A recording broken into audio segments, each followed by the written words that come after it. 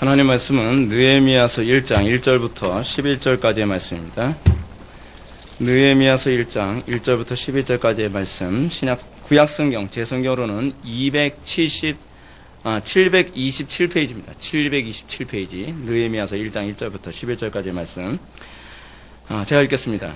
하갈의 아들 느헤미야의 말이라. 아닥사스다 왕 제20년 기스월에 내가 수산궁에 있는데 내 형제들 가운데 하나인 하나니가 두어 사람과 함께 유다에서 내게 이르렀기로 내가 그 사로잡힘을 면하고 남아있는 유다 예루살렘 사람들의 형편을 물은즉 그들이 내게 이르되 사로잡힘을 면하고 남아있는 자들이 그 지방 거기에서 큰 환난을 당하고 능욕을 받으며 예루살렘 성은 허물어지고 성문들은 불탔다 하는지라.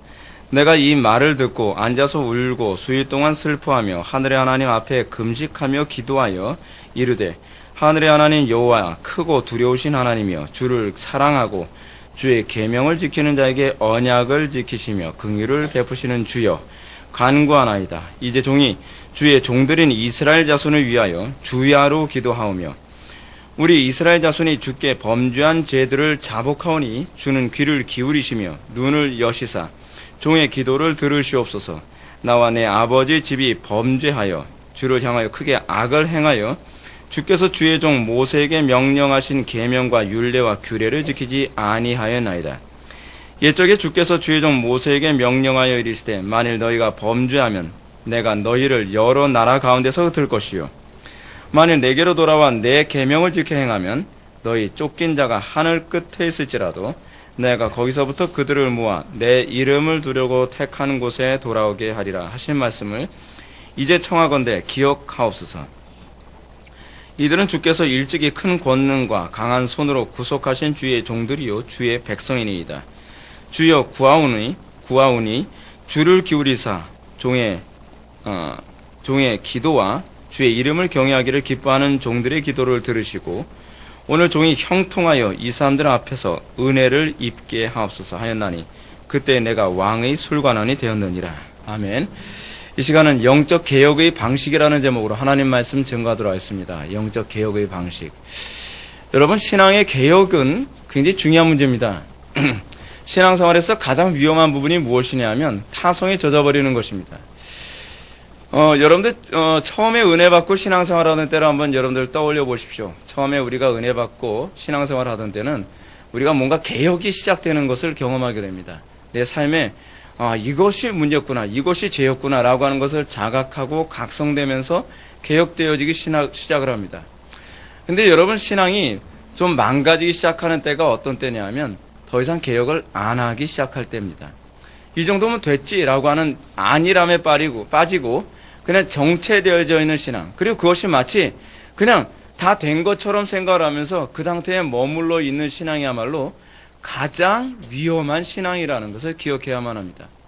신앙은요, 항상 전진해 나가는 것이고, 신앙은 항상 개혁하는 것이고, 신앙은 항상 더 온전히 주님을 만나며 주님과 동의하는 삶에 대한 열망으로 나타나야만 합니다.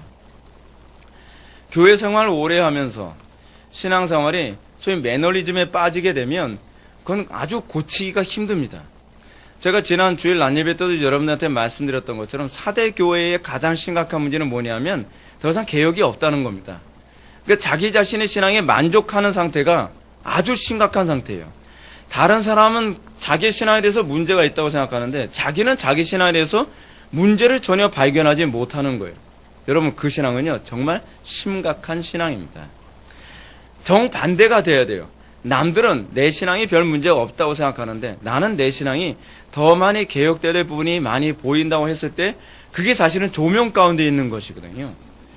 근데 대부분의 신자들은 어떤 상태냐면 다른 사람이 성령의 조명하심을 받지 못하면 항상 하나님께서는 다른 사람을 통해서 그 사람을 조명을 하시거든요. 그러면서 왜 신앙이 그러냐, 왜 이러냐라고 하는 것을 통해서 회개하고 각성하도록 요구하는데 왜? 뭐가 어때서? 이거 심각한 상태죠. 바리새인들의 문제가 그거였죠. 사두개인들의 문제도 그거였습니다. 여러분, 지금 오늘 본문은요, 제가 지금 말씀드리는 건 별로 상관없는 얘기인 것 같은데 그렇지가 않아요. 느헤미야서와 에스라서는 거의 그 동시대에 기록된 부분이에요. 근데 에스라서 같은 경우에는 에스라서가 기록된 때가 소위 누굽니까? 고레스 왕이 이스라엘 백성들을 다시 이제 포로로 귀환해서 성전을 건축하도록 이제 허락을 해서 포로 생활 이후에 다시 이스라엘로 돌아온 사건을 다루고 있거든요. 근데 제가 이렇게 본문을 보니까 느헤미야서 같은 경우에는 고레스 왕 때보다 좀 앞선 시대가 아닌가 하는 생각이 듭니다. 그래서 오늘 본문을 보게 되면 하갈의 아들 느헤미야의 말이라 아닥사스다 왕 제20년 기스롤에 내가 수상고에 있었는데 내 형제들 가운데 하나인 하나니가 두어 사람과 함께 유다에서 내게 이르기를 내가 그로 사로잡힘을 면하고 뭐라고 돼 있죠? 그로 사로잡힘을 면하고 남아있는 유다와 예루살렘 사람들이라고 얘기하고 있어요. 사로잡힘을 면했다는 거 보면 바벨론 포로로 가지 않고 이 남아있는 사람들을 얘기하는 것으로 보여집니다. 제가 이 본문을 강해 설교해서 꼼꼼히 준비한 게 아니다 보니까 약간 오류가 있을 수도 있다는 걸 제가 먼저 좀 여러분한테 말씀드리고 제가 이 부분을 설교하도록 할게요. 근데 이 하나니를 통해서 무슨 얘기를 들었냐면 예루살렘 성이 엄청나게 무너졌다는 겁니다. 예루살렘 성이 무너졌다는 말은 성전도 같이 파괴되어 있는 상태를 얘기하는 거예요. 여러분, 이거 굉장히 심각한 문제입니다. 예루살렘 뭐죠? 신앙의 상징성이 있는 곳이거든요. 신앙의 상징이 무너졌다고 생각하십시오. 그럼 어떻습니까? 가슴 아프죠? 여러분, 똑같은 소문을 듣고서도 다르게 반응하는 사람들이 많았습니다. 아유, 그랬대. 아유, 이제 망했지 뭐 우리나라. 이렇게 반응하는 사람이 있는가 하면 느헤미야는 그렇게 반응하지 않았습니다. 어떻게 반응했죠? 느헤미야는 이 소리를 듣고 그리고 4절에 보면 이 말을 듣고 앉아서 울고 수일 동안 슬퍼하며 하늘의 하나님 앞에 금식하며 기도하여. 여러분, 이게 정상적인 신앙이라는 걸 알고 계십니까? 지금 우리나라의 지금 심각한 문제가 뭔지 아세요? 교회가 무너지고 그리고 목회자에 의해서 살인사건이 벌어지고 그리고 교회가 막 폐가 갈려서 서로 싸움박질하고 그리고 신천지에 의해서 교회가 막 통째로 한 1000명 모이는 교회도 막 뺏기고 이슬람에 의해서 교회가 쑥대밭이 돼가고 있고 그래도 이런 반응이 나오지 않는다는 게 문제예요. 강 건너 불구경하도 돼요. 자, 제가 한번 느헤미야 입장으로 한번 바꿔볼까요? 여러분, 느헤미야가 지금 이 고민 안 할 수 있는 사람이에요. 느헤미야는요, 포로로 붙잡혀서 바벨론으로 왔지만 그는요, 최고의 영예를 누리고 있는 사람이에요. 술관원이 뭐 하는 사람인지 여러분 알고 계십니까? 일종의 경호대장 같은 사람이에요. 술을 갖다가 바칠 때 뭐냐면 일단은 여기에 독이 들어갔나 들어가지 않나 자기가 먼저 맛을 보고 그리고 왕에게 드리는 입장이에요. 그러면 어떤 사람을 쓸까요? 믿을 만한 사람만 쓰겠죠? 근데 이방인을 쓰고 있는 거예요. 자기 민족이 아닌 유대인을 자기의 생명이 왔다 갔다 하는 그 자리에 누굴 썼다고요? 느헤미야를 쓴 거예요. 경호대장, 우리나라식으로 따지면 뭐죠? 소위 경호처장 이런 사람을 쓴 거예요. 대통령 경호실장을요. 대단한 위치죠? 부귀와 명예와 모든 걸 다 누리고 있는 자리예요. 그럼 뭐가 아쉬워서 여러분 예루살렘 회파됐다고 탄식하고 있겠습니까? 여러분 생각해 보십시오. 그냥 이럴 수 있죠. 에휴, 나라 망했는데 그냥 이 세상 분위기 잘 맞춰서 나는 호화스럽게 그냥 성공 누리면서 살지 뭐. 그럴 수 있는 거 아니겠습니까? 근데 느헤미야는 그렇게 반응하지 않았어요. 오늘날 한국교회 교인들에게 나타나는 모습이 바로 이겁니다. 내가 뭐가 아쉽다고 내가 지금 한국교회가 이런 것 때문에 내가 신경 써야 돼. 한국교회가 어쩔 수 없지 뭐 마지막 때니까. 여러분 그렇게 생각하는 사람들 많지 않습니까? 미국 교회가 동성결혼 합법화됐다. 에이, 뭐 어쩔 수 없지 뭐. 그래야 될 문제인가요? 지금 교회 안에 이슬람이 들어와서 점점 교회를 압박을 가고 있어요. 에휴, 그건 나한테 직접적인 문제도 아니고. 교회가 쑥대밭 됐고 오늘날 교회가 부패하고 타락해서 많은 사람들에게 조롱거리가 되어 있어요. 나 살아가는데 진짜 없고, 우리 교회는 뭐 안 그런데 뭐. 여러분, 그런 문제입니까? 우리는 거룩한 공교회를 믿는다고 고백합니다. 우리는 우주적인 교회를 믿어요. 내 교회만 교회가 아니라 옆에 있는 교회도 그리스도의 몸의 일부라고 우리는 믿습니다. 몸의 일부라면 몸의 일부가 좀 고통을 받고 있을 때 어떻게 반응하는 게 정상이죠? 아파해야죠. 괴로워해야죠. 내일처럼 힘들어야죠. 느헤미야가 어떻게 반응했나 볼까요? 앉아서 울고 수일 동안, 잠깐이 아니에요. 수일 동안 슬퍼하며 하늘의 하나님 앞에 금식하며 기도했다고 얘기합니다. 그러면서 5절을 보면 그가 어떻게 해야 이 문제를 해결할 것인가를 고민하는 장면이 나옵니다. 이르되 하늘의 하나님 여호와 크고 두려우신 하나님이여 주를 사랑하고 주의 계명을 지키는 자에게 언약을 지키시며 긍휼을 베푸시는 주여 간구하나이다. 그의 기도의 내용이 나옵니다. 그냥 기도하여 그거로 끝나는 것이 아니라 이 느헤미야서는 느헤미야가 어떻게 어떤 기도를 했는지를 아주 구체적으로 언급하고 있습니다. 그가 하나님께 기도하는데 먼저 하나님의 속성과 하나님이 어떤 분이신지를 묵상합니다. 여러분, 이게 우리의 기도에 굉장히 중요한 요소예요. 여러분, 우리는요, 하나님이 우리에게 어떤 기도를 원하시는지를 전혀 생각하지 않고 생떼만 쓰기 바쁘잖아요. 살려주세요. 그게 아니에요. 느헤미야는 그렇게 기도하지 않아요. 이게 기도의 정석이라니까요. 하나님이 어떤 분인지 언급하고 있어요. 가장 첫 번째는 경외할 만한 하나님이라는 거예요. 여호와 크고 두려우신 하나님이요. 우리의 기도는 여기서부터 출발해야만 합니다. 우리 하나님 두려워할 줄 아나요? 우리가 정말 이 한국교회를 위해서 우리가 기도하지 않고 세계 교회를 위해서 우리가 기도하지 않는다고 한다면 그 화가 내게 미칠 수도 있다고 하는 두려움을 우리는 가지고서 기도를 하나요? 우리는 이렇게 생각을 하죠. 내 코가 석자인데. 우리가 무슨 대단한 사람이라고 미국 교회를 걱정하고 뭐 영국 교회를 걱정하고 세계 교회를 걱정하게 생겼네. 여러분, 우리가 그릇이 대단해서가 아니라요. 한 몸이기 때문이에요. 한 몸이기 때문에. 간단한 문제 아니에요? 이건 그릇의 문제가 아니에요. 같이 신경이 붙어있기 때문이에요. 같이 신경이 붙어있다는 걸 못 느낀다면 여러분 신자라고 할 수가 없어요. 우리는 그리스도와만 연합된 존재가 아니라 옆으로도 같은 그 신자들과도 우리는 신경이 연합된 존재예요. 그래서 다른 교회가 고통받고 무너지고 그럴 때 그냥 흐뭇해하는 것이 아니라 아파해야 돼요. 괴로워해야 돼요. 어떻게 우리가 한국교회를 도울 수 있을까? 어떻게 한국교회를 섬길 수 있을까를 고민해야 돼요. 여러분, 우리 교회가 뭐 다 한국교회를 섬기는데 무슨 재력이 있다거나 스케일이 크다거나 뭐가 있어서가 아니에요. 아무것도 없어요, 우리 교회. 근데 우리가 왜 한국교회를 걱정하죠? 간단해요. 한 몸이기 때문이에요. 한 몸이기 때문에 자꾸 걱정이 되는 거예요. 어떻게 해야지 섬길 수 있지?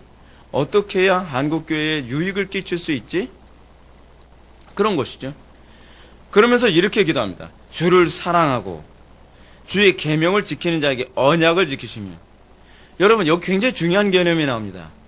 어떤 사람에게 언약을 지키신다고요? 주를 사랑하고 주의 계명을 지키는 자예요. 근데 주를 사랑하고 주의 계명을 지킨다는 건 같은 말이에요. 계명을 지키지 않는다는 건 사랑하지 않는다는 얘기예요. 사랑하는 자는 주의 계명을 지키게 되어 있어요. 어떤 사람에게 하나님께서 언약을 기억하시죠? 우리와 맺은 언약. 맺은 언약의 내용을 볼까요? 8절과 9절을 보시기 바랍니다. 언약의 내용이 이런 거예요. 옛적에 주께서 주의종 모세에게 명령하여 이르시되 만일 너희가 범죄하면 내가 너희를 여러 나라 가운데 흩을 것이요. 언약 중에 하나가 뭐죠? 범죄하면 흩트겠다는 겁니다. 범죄하면 하나님께서 진멸시키고 범죄하면 포로로 보내겠다는 거예요. 범죄하면 망가지게 하시겠다는 거예요. 이게 여러분 언약은요 긍정적인 내용만 있는 게 아니에요. 하나님의 언약은 부정적인 내용도 있어요. 그걸 저주의 언약이라 그래요. 축복의 언약만 있는 것이 아니라 저주의 언약이 있어요. 이건 마치 뭐와 같냐 하면 여러분 부모가 자식하고 약속을 할 때 긍정적인 약속만 합니까? 너 이렇게 하면 너 요번에 공부 열심히 해서 몇 등 하면 아빠가 무슨 선물 사줄게. 근데 만약에 너 게을리하고 공부 하나도 안 하고 그래서 이 성적 떨어지고 그러면 너 몇 대 맞을 각오는 해야 될 거야. 이게 일반 계시에서 부모와 자녀한테 약속을 할 때 이런 약속이 많이 있죠. 하나님이요, 우리하고 약속을 맺을 때 긍정적인 약속만 하신 것이 아니에요. 네가 나의 말대로 잘 준행하고 너와 내가 같은 한 몸을 이루는 삶을 살면 내가 너를 형통케 할 것이고 내가 너와 함께하며 네가 원하는 모든 것을 들어줄게.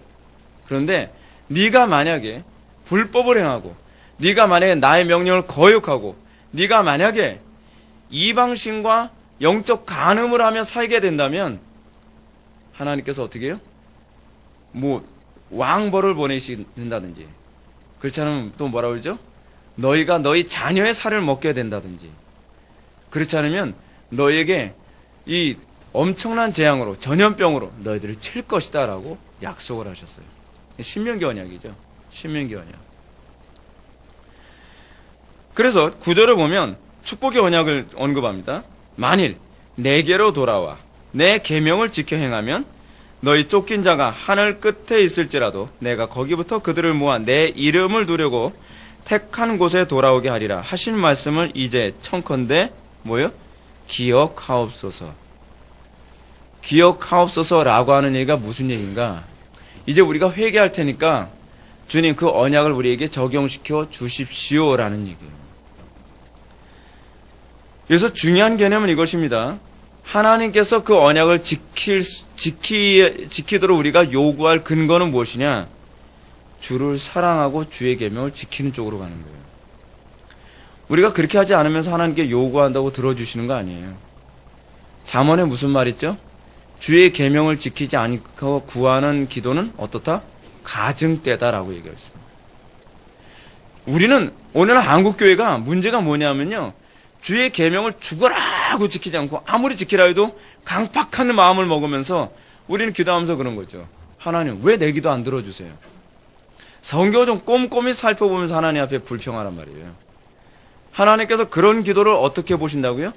가증되게 본다는, 이 가증되게 본다라고 하는 이 표현은 어떤 표현이냐면 이런 표현이에요. 마치 한 남자가 자기 아내를 놔두고 딴 여자하고 바람 피면서 마치 사랑하는 척 하는 행동이에요. 이게 가증된다는 표현이에요. 얼마나 역겹습니까? 얼마나 가증돼요. 근데 우리가 그런 식으로 하나님께 신앙생활을 하고 있다는 것이죠. 그래서 느헤미야는 뭐부터 얘기하냐면 주여 우리가 주와 맺었던 언약으로 돌아오겠사오니 주님도 우리에게 언약을 지켜주십시오 라고 얘기하는 겁니다. 한국교회가 사는 방법이 무엇인지 아십니까? 우리가 회개하고 그 언약 안으로 다시 돌아오는 겁니다. 이거를 신학적으로 뭐라고 표현하냐면 언약갱신이라고 얘기해요. 언약갱신. 소위 회개라는 단어는 구약의 언어로 표현하면 언약갱신 언어예요. 우리가 회개하고, 여러분 날마다 회개하고 다시 돌아오잖아요. 하나님 잘못했어요. 비는 게 회개가 아니라 뭐가 회개라고요? 그 언약 안으로 다시 들어오는 거예요. 하나님을 사랑하는 삶으로 다시 돌아오는 거예요. 그의 계명으로 다시 돌아오는 거예요. 그게 뭐냐면 그게 바로 회개예요. 근데 그 회개가 뭐냐면 이게 바로 언약갱신이에요. 그 언약을 갱신하면 하나님께서 어떻게 해요? 다시 우리를 복으로 인도해 주시겠다는 거예요. 다시 하나님께서 우리를 살려주시겠다는 거예요. 다시 하나님께서 우리에게 풍요로 응답해 주시겠다는 거예요. 그러면서 6절에 보면 이제 종이 주의 종들인 이스라엘 자손을 위하여 주야로 기도하오니, 주야로라는 말이 무슨 수거라고요? 항상이라는. 느헤미야가 어떻게 됐다고? 한 번 기도하고 만 것이 아니라 자기의 민족을 위해서 예루살렘의 영광과 성전의 그 영광을 위해서 하나님의 영광이 짓밟혔거든요. 성전은, 예루살렘 또는 성전은 하나님의 영광의 상징 아닙니까? 근데 하나님의 영광이 땅바닥에 떨어진 것 때문에 가슴 아파서 항상 기도했다는 거예요. 무시로 기도했다는 거예요. 날마다 기도했다는 거예요. 여러분 그 마음이 어느 정도인지 알만하죠. 우리에게 그 마음이 있습니까? 왜 없는지 아세요? 하나님을 사랑하는 마음이 없어서 그래요. 하나님을 사랑하는 마음이 있다면 가슴이 아파서 자꾸 기도하겠죠. 그래서 느헤미야가 항상 기도한다고 얘기합니다. 우리 이스라엘 자손이 주께 범죄한 죄들을 자복하오니 주는 귀를 기울이시며 눈을 여시사 종의 기도를 들으시옵소서. 그러면서 뭐라 하냐면 나와 내 아버지의 집이 범죄하여라고 얘기합니다. 느헤미야는 그 회개를 나는 떳떳한데 니네들이 문제야 라고 얘기하지 않고 자기부터 회개한다 라고 얘기합니다. 아버지, 무슨 얘기죠? 내 집안을 얘기하는 거죠. 내 집안부터 철저히 개혁해 들어가겠습니다. 자녀들과의 관계에서, 부모와의 관계 안에서, 그리고 나와 내 아내와의 부부 관계에서 다 개혁해 들어가겠습니다. 이 고백을 하는 겁니다. 여러분, 오늘날 지금 점점 한국교회가 심각한 상황에 지금 처하고 있는데 한국교회가 정말 필요한 게 무엇인지 아십니까? 이 느헤미야의 태도입니다. 우리 집안부터 개혁하겠습니다. 제발 좀 기도 들어주십시오. 우리 집안부터 하나님 앞에 바로 서겠습니다. 내 자녀들을 매를 들어서라도 하나님 앞에 바로 서도록 만들겠습니다. 우리 부부관계 다시 개혁해서 하나님께 바로 서는 삶으로 돌아오겠습니다. 거기에 소망이 있는 거예요. 지금 우리는 회개하지 않고 살려만 달라고 얘기해요. 지금 무슨 기도운동본부라든지 어떤 그 단체에서 나라를 위해서 기도하자고 그러고 이슬람 문제 때문에 기도하자고 그러고 또 동성애 합법화 문제 때문에 기도하자고 그러고 막 그럽니다. 근데 여러분, 우리가 이런 기도를 할 때 가장 첫 번째 해야 되는 게 뭐냐면 내가 주님께로 사랑하는 삶으로 돌아오겠습니다가 먼저 와야 돼요. 저는 제가 목회하면서 우리 교회를 바라보면 제가 흐뭇해하는 게 뭔지 아십니까? 여러분들이 도덕적으로 바뀌었다는 것 때문에 흐뭇하지는 않습니다. 여러분들이 하나님을 사랑하는 모습으로 돌아오고 있다는 모습이 제 가슴이 뜨거워지는 거예요. 그게 회개예요.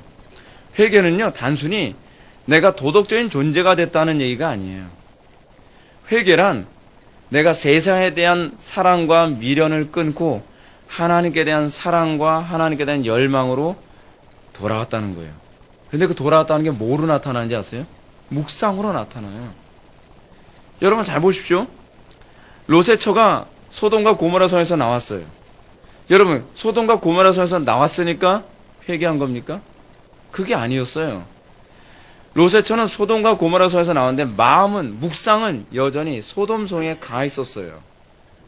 그러니까 소금 기둥이 된 거죠. 우리가 어떤 사람은 이런 얘기합니다. 목사님, 제가 회복의 교회에 와서 전 굉장히 도덕적인 삶으로 바뀌었어요. 전 그거에 별로 호감이 가지가 않아요. 옛날에는 이랬는데 지금은 이래요.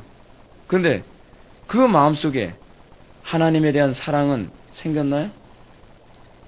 여전히 세상에 대한 미련이 가득하고 여전히 하나님에 대한 사랑은 별로 없는데 여전히 세상은 좋은데 그냥 도덕성만 바뀐 거예요. 그건 회개가 아니에요. 하나님의 언약 안으로 들어온다는 얘기는 무슨 얘기냐면 내가 하나님을 사랑하는 자리로 돌아왔다는 얘기예요. 그 하나님을 사랑함이 뭐로 나타나는 것뿐이에요? 주의 율법을 지키는 것으로 나타나는 것이죠. 저는 우리 교회 지체들이 그래서 주의 성수 잘하는 것 때문에 저는 기뻐하지 않아요. 여러분들이 주의 성수를 기뻐하는 것 때문에 기뻐해요. 저는 여러분들이 기도하기 때문에 기뻐하지 않아요. 저는 여러분들이 기도하는 걸 기뻐하기 때문에 기뻐해요. 저는 여러분들이 서로 봉사하는 것 때문에 저는 기뻐하지 않아요. 여러분들은 봉사하는 걸 기뻐하기 때문에 저는 기뻐하는 거예요. 그것이 그리스도인이에요. 그리스도인은 하나님을 기쁘게 할 뿐만 아니라 우리가 하나님을 위하여 사는 것이 즐거워서 하는 존재가 되는 거예요. 이것이 회개예요. 그래서 7절을 봅시다. 주를 향하여 크게 악을 행하여 주께서 주의 종 모세에 향하신 계명과 유례를 지키지 아니하였나이다. 제가 항상 회개의 중요한 요소가 뭐라 했죠? 인정하는 것이라 했죠. 느헤미야도 그 얘기를 합니다. 똑같이 나와요. 우리가 지키지 않았다는 걸 인정을 해요. 여러분, 회개가 잘 안 되는 사람들의 문제가 뭔지 아십니까? 인정을 안 해요. 인정을 한다는 개념은 무슨 얘기냐면 그래, 그렇다고 쳐줄게 이 얘기가 아니라 진짜 자기 자신이 내가 심각한 존재구나라고 하는 걸 성령의 조명을 받아서 개혁해야 된다고 하는 내 삶을 송두리째 개혁해야 된다고 하는 당위성을 받아들이는 거예요. 그러면 그 당위성을 받아들인 사람은 어떻게 하죠? 아, 내가 죄인이야? 이렇게 얘기하질 않아요. 어떻게 죄 문제를 해결할까를 고민하는 거죠. 하우의 문제가 따라오게 돼 있어요. 근데 우리는 난 죄인인가 봐. 그래서 팀 모임 때도 얘기하죠. 전 죄인이에요. 근데 그 다음 주에 똑같은 죄인이에요. 아니, 죄인이라고 고백하는 것이 이제는 팀 모임 안에서 일종의 종교적 우월감을 갖고 있는 것처럼 보여요. 전 죄인이었더라고요. 그 죄인이었는데 왜 개혁을 안 하죠? 왜 그 문제와 싸우지 않죠? 왜 그 죄와 싸우지 않죠? 여러분, 교회 안에서 이런 일종의 우월주의가 있었어요. 내가 죄인이라는 걸 얘기하는 것을 통해서 일종의 종교적 우월감을 갖는. 근데 여러분, 그것도 또 다른 차원에서 교만이라는 거 알고 계십니까? 진짜 내가 죄인이라는 걸 인정하는 사람은요, 그 죄와 싸우는 사람이에요. 그 죄와 싸우지 않고 다른 사람들에게 저는 죄인이요 라고 얘기하는 건요, 일종의 종교적 우월감을 표현하는 또 다른 방식이란 말이에요. 속지 마세요. 그 교회에서 안에서 많이 나타났던 문제예요. 그러면서 여러분 11절로 넘어갑시다. 하나님 앞에 언약을 기억하고 긍휼을 구하자. 11절 보면 이렇게 얘기합니다. 주여 구하오니 귀를 기울이사 종의 기도와 주의 이름을 경외하기를 기뻐하는 종들의 기도를 들으시고 오늘 종이 형통하여 이 사람들 앞에서 은혜를 입게 하옵소서. 여러분, 자기 민족을 위해서 기도합니다. 그리고 하나님의 영광이 땅바닥에 떨어진 것 때문에 하나님께 기도합니다. 그리고 기도로 그치지 않습니다. 여러분, 기도는 항상 구체적인 헌신을 동반합니다. 이게 기도입니다. 그래서 어떤 청교도는 이렇게 얘기합니다. 우리의 기도는 순종하는 것까지가 기도다. 놀라운 개념 아닙니까? 우리는 어디까지 기도라고 생각하죠? 아멘까지가 기도라고 생각하잖아요. 근데 아멘까지가 기도가 아니에요. 아멘 하고 나면 반드시 뭐가 와야 되죠? 순종이 나와야죠. 순종이 안 나오면 기도가 아니에요. 참된 기도는 순종하는 것까지가 기도예요. 참된 예배는 거룩한 삶을 사는 것까지가 예배 아닙니까? 그래서 우리 개혁파에서는 뭐라고 얘기해요? 공적 예배와 사적인 예배라는 개념으로 이 예배가 항상 삶 속에서 나타나야 된다는 점을 강조해요. 기도도 동일해요. 기도는 아멘으로 끝난 게 아니에요. 기도는 순종에서 비로소 그 기도가 완성되는 거예요. 느헤미야는 하나님께 기도했습니다. 그 기도하고서 이제는 뭔가 무슨 일이 벌어지겠지. 나는 이제 아닥사스다 왕 밑에서 그냥 술시중만 들면서 세월만 보내야지. 예전처럼 그냥 살아가야지. 그러지 않는단 말이에요. 뭐라고 하고 있죠? 기도를 하면서 이렇게 얘기합니다. 오늘 종이 형통한다는 얘기가 뭐죠? 잘 먹고 잘 산다는 얘기인가요? 구약에서 여러분 항상 용어 정리를 잘 하십시오. 구약에서 형통한다는 얘기는 무슨 표현이냐면 하나님과 함께 한다는 표현이에요. 그래서 여러분 창세기에서 요셉 사건에서 보면 요셉이 어떻게 돼요? 감옥에 들어갔는데 형통하더라. 무슨 형통이에요? 감옥에 들어갔는데. 노예로 팔려가지고 보디발의 밑에서 노예 생활하는데 그래도 요셉은 형통하였더라. 우리는 그 형통을 안 보이죠. 형통하였더라라고 하는 얘기는 무슨 얘기냐면 그래도 요셉이 주님과 동행하였더라라고 얘기하는 거예요. 그 표현이요. 그래서 구약의 용어를 잘 정리를 하셔야 이 구약의 의미가 딱딱 와닿아요. 여기서도 똑같은 표현을 사용하고 있어요. 오늘 종이 형통하여. 무슨 얘기죠? 오늘 종이 주님과 동행하여 이 사람들 앞에서 은혜를 입게 하옵소서. 어떤 은혜를 입게 해달라는 것이죠? 구체적으로요? 자기가 예루살렘으로 가서 예루살렘 성전을 회복하는데 쓰임받도록 말을 하는데 그 말을 듣고 이 사람이 허락할 수 있게 해 주옵소서라고 하는 거예요. 자기의 편안한 삶을 다 내팽개치고 불편하고 힘든 길을 선택하겠다는 거예요. 그게 기도예요. 기도는 먼저 기도는 그의 나라와 그의 의를 구하는 거예요. 기도는 편한 길을 찾는 것이 아니라 주의 길을 찾는 거예요. 기도는 십자가를 질 수 있기 위해서 기도하는 것이지 십자가를 피하기 위해서 하는 것이 기도가 아니에요. 우리가 오해되는 구조를 한번 볼까요? 그때 내가 왕의 술관원이 되었느니라. 이 번역이 좀 제대로 번역된 게 아니에요. 공동 번역이 번역을 잘했습니다. 뭐라고 번역했냐면, 그때 나는 황제에게 잔을 받들어 올리는 일을 맡고 있었다. 라고 얘기했어요. 지금, 느헤미야는 뭘 얘기하죠? 느헤미야는 지금 이렇게 얘기합니다. 이 사람들 앞에서 은혜를 입게 하옵소서. 그때 나는 황제의 잔을 받드는 일을 맡고 있었다. 라고 얘기합니다. 근데 오늘 이 부분은 개혁성경은 뭐라고 보냐면, 그때 내가 왕의 술관원이 되었느니라. 무슨 얘기죠? 마치 이렇게 기도했더니 자기가 고위관직으로 올라간 것처럼 그렇게 번역을 해놔버렸어요. 뉘앙스가. 이거 번역이 잘못된 거예요. NIV 성경을 봐도 그렇게 안 돼 있어요.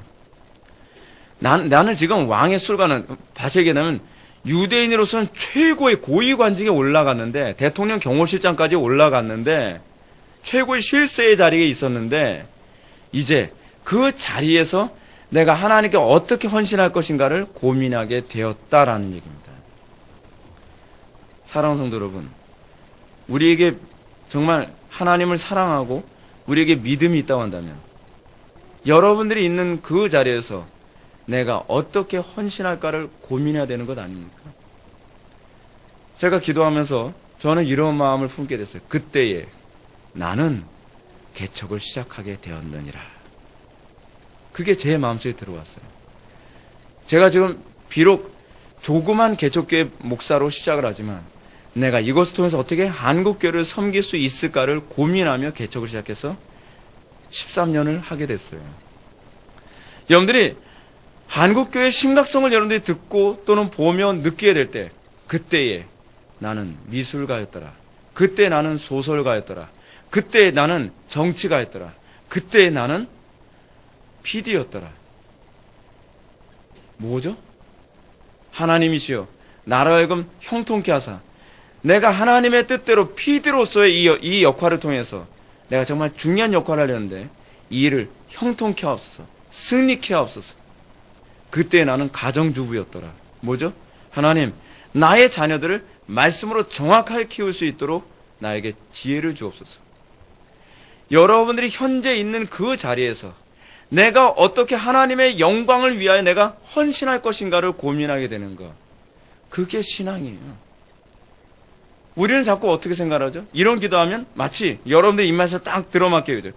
내가 이런 기도를 했으니까 하나님께서 나에게 왕의 술관원이 되게 해주시겠지. 그렇게 해석할 본문이 아니에요. 내가 이렇게 기도하니까 하나님께서 많은 교인들을 붙여주시겠지. 그렇게 해석할 본문이 아니에요. 내가 이렇게 기도했으니까 나를 좋은 대학에 가도록 해주시겠지. 그렇게 해석할 구절이 아니란 말이에요. 어떻게 해석을 해야 되죠? 그때에 내가 미천한 자리지만 이 자리에서 내가 어떻게 헌신할까를 고민하게 되는 것이죠.